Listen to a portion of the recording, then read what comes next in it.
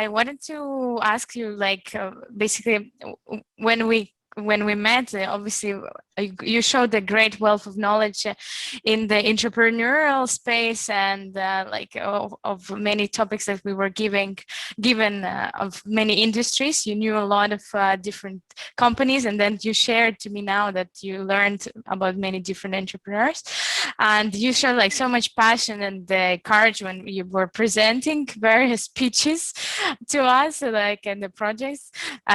Maybe could you talk more about like the ventures that you have had a chance to develop or participate in, where maybe what was the main challenges and milestones, and that's generally like related to more like the work experience, like if you're tied to education, is it more like about, is it the balance between practice and education, and how hard it is to find without, let's say, having like a proper, let's say, university paper and stuff like that? So yeah, if you could share.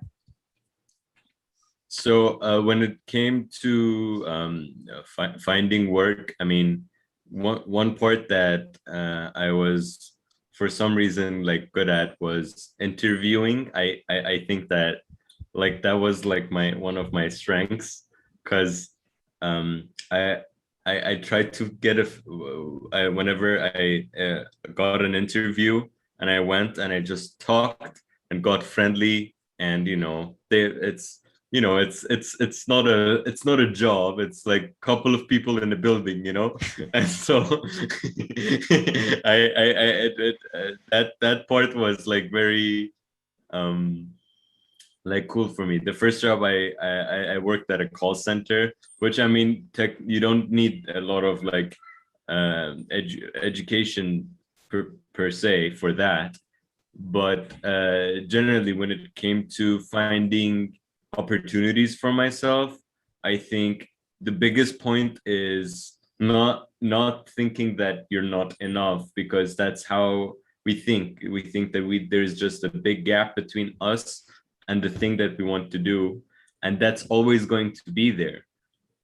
Most people that do have degrees have no idea about the job they're going to do. They know a little bit, and when they go in and they get accompanied with a lot of good coworkers and a good boss and a lot of infrastructure that is there to teach new people or new employees or whatever job there is, they learn about it. So let's say I didn't know anything about, let's say for example, the call center, or how to communicate basically with the end customer.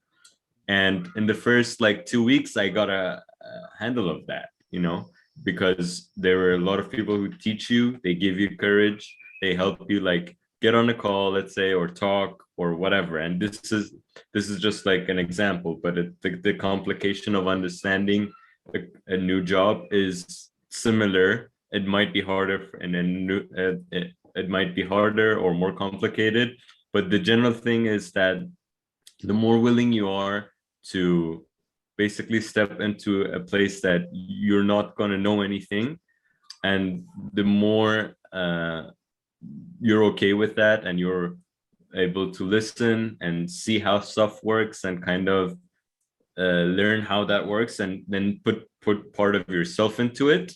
I think that was the part where it brought me to new opportunities. And then when it came to, let's say, business ventures, I did one of the things that I did that I was super proud of when I was like 19 was I saw there is I did promotion for clubs, and I made the whole deal, and I'd never done a deal in my life. I've never made a deal. I've never asked for anything. I just went in the in little cafe bar, and I asked for a manager, and I said, I'm a promoter, I have a DJ, I can work these days, and I'm going to bring this many people, and this is how much I want to get paid. And then I became friends with this person. I got a couple of coffees, and it just started from there. But the main thing that I think that I did was just go to a place where I didn't know thing about making a deal or bringing out a business. It's kind of like, I think that the first thing is like taking a step and then letting the momentum of, you know, curiosity and, you know, being able to make connections, like bring opportunities for you. And I know a lot of factors partake in that are like, okay, but what if like this happened? What if he didn't take you seriously? And these are real things, you know, and I haven't been taken seriously a lot of times, but that's not the point. That isn't gonna make me not try. Basically, it's in every new situation of workplaces. I think even if you don't have, let's say, the proper paper or the university degree, or let's say the proper training, first of all, there is a lot of places that you can get them outside of like university. There's a lot of training camps. There's a lot of places where they teach specific, let's say, um, stuff when it comes to, let's say, coding, management, when it comes to a lot of things. In all of these things, there's so many places where you can get those expertise, and you can put them on your basically your resume. But besides that, the main part is just going out and finding what you're interested in and not looking at it as this big decision. And even if you fail at it, you spent 6 months of your life, let's say, for example, in a new thing, and you learned about something and you met a couple of people. It's great. It kind of like, you know, pivots you more towards what you really like to do more. So I think that it's people should be a bit more easy on themselves when it comes to getting a job or stuff like that, because there's so, especially like when you're young, like we are, and I would say young right now is 20 to 40. Like if you're from 20 years old to 40 years old, I think that you're still young and you can just do new stuff. You don't have to commit completely to, let's say, a job you don't like.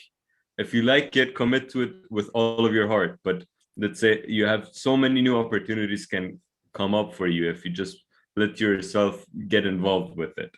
I think that's the point I'm trying to make. Mm-hmm.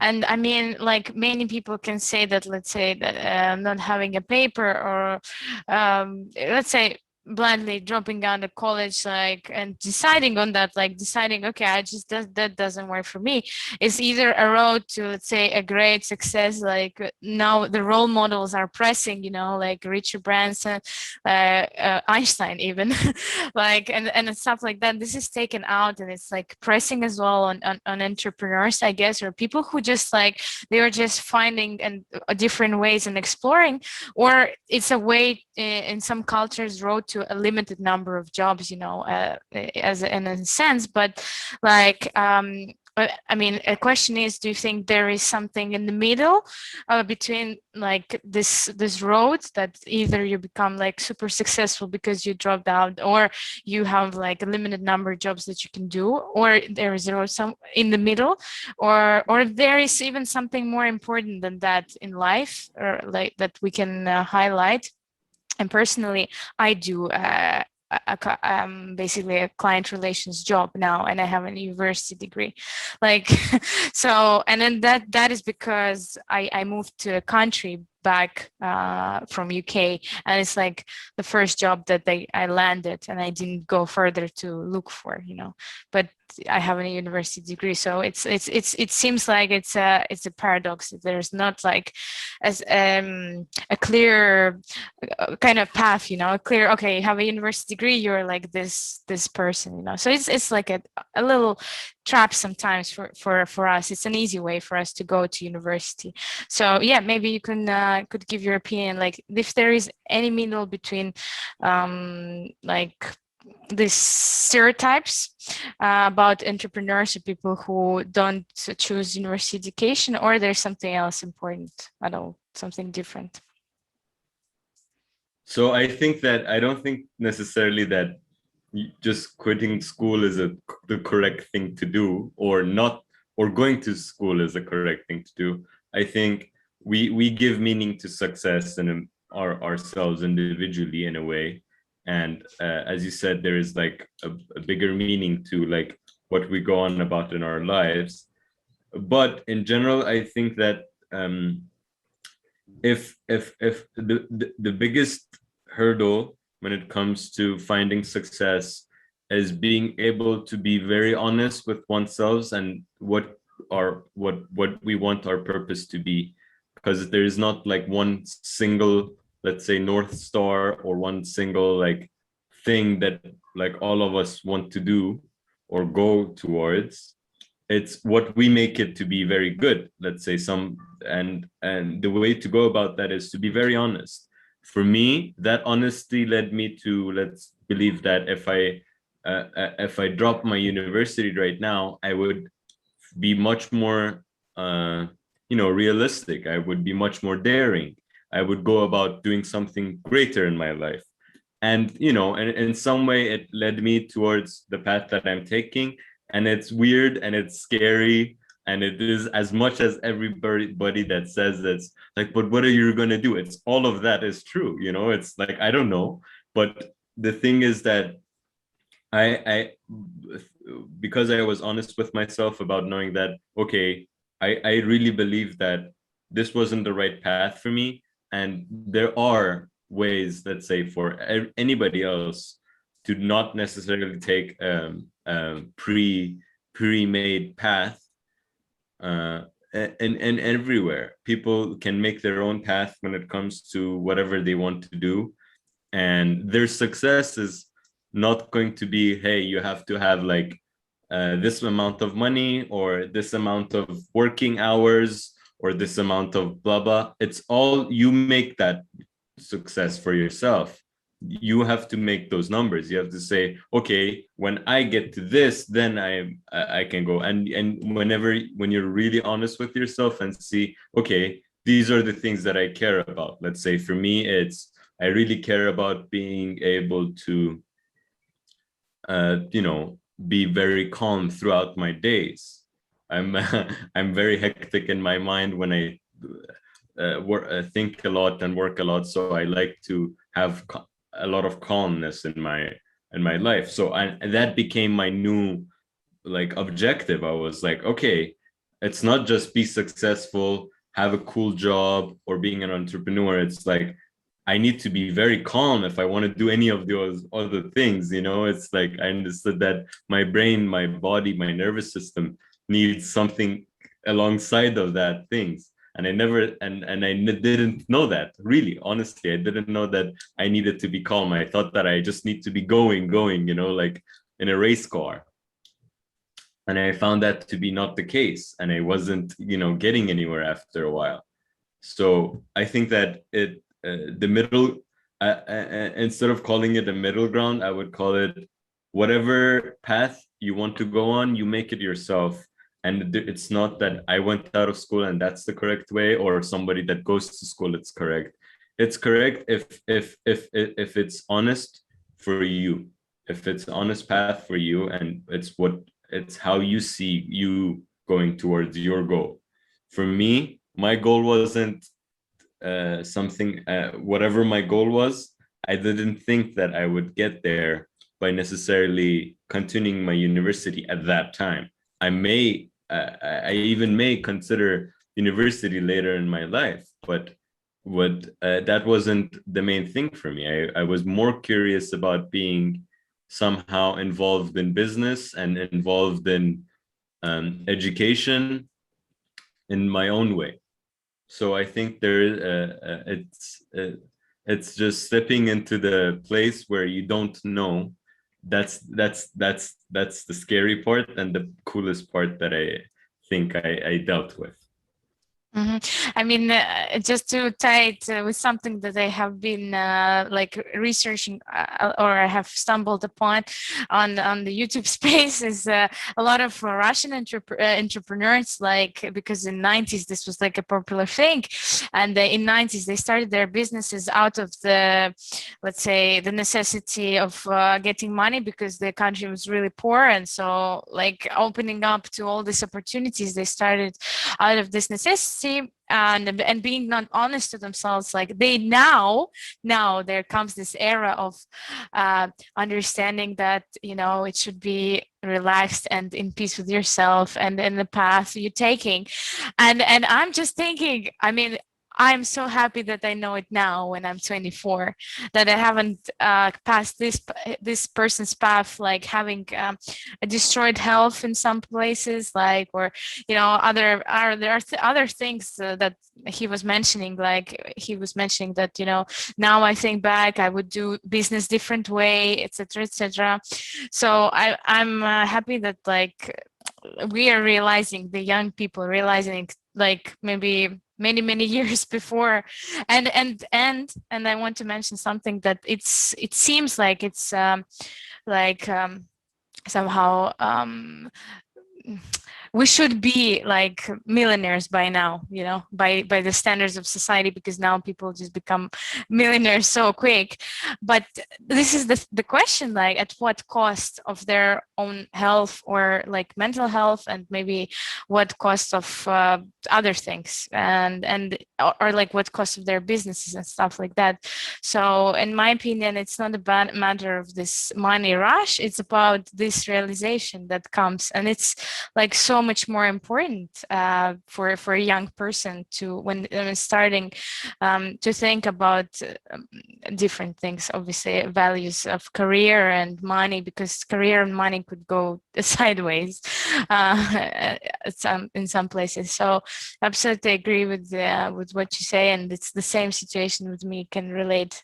But I mean, to just kind of finalize with and then maybe bring it to a like a fun conclusion, maybe what if you were then so honest, do you maybe have any advice to your teenage self about education, like, or would you say that, you know, just continue being so honest with yourself, and you wouldn't change anything, or wouldn't advise your teenage self about education? I wouldn't necessarily change anything, but what I would say to my teenage self is that people that are teaching you right now, as much as they could look very evil and like your enemy, they're not really. And I would say that you need to be able to look at them more, and because when my teenager self is always just like in my own head and thinking that everything is going wrong, if you just look at that, let's say the teacher that is teaching you or the other students are in some way struggling as well with their purpose, you wouldn't be so stressed, because that's what everybody else deals with. So I would the advice I would definitely give to my teenage self is to just look around yourself a bit more and not make enemies out of everyone in your head. I see. This is or unique and original in a way. But yeah, oh my God, like kids don't want to come back to school. They just think school is an enemy on the whole at the moment because of COVID situation. And it's not really. It's not really, yeah. And education is not really the enemy. True.